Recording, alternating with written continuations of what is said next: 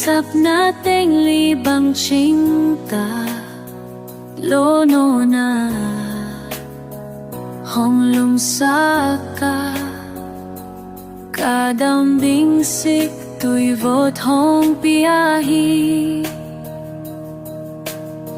kanun sumiyava ka fati, ahoy na gen-gening ang makahita, at hudyang nafakamwanghi.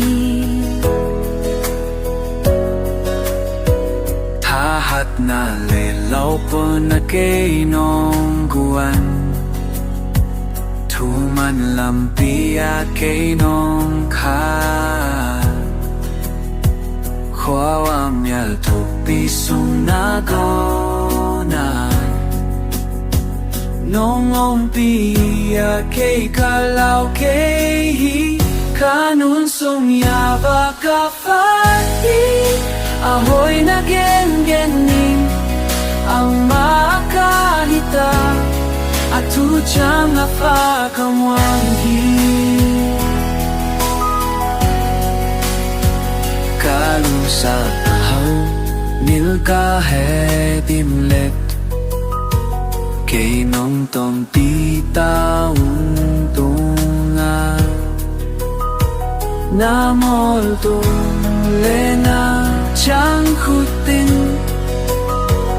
namolno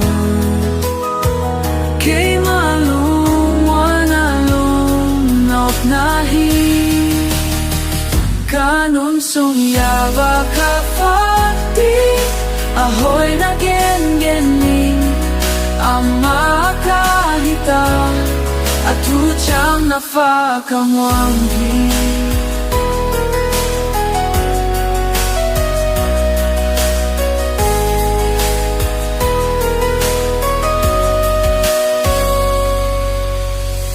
Kakalte maya anong lui,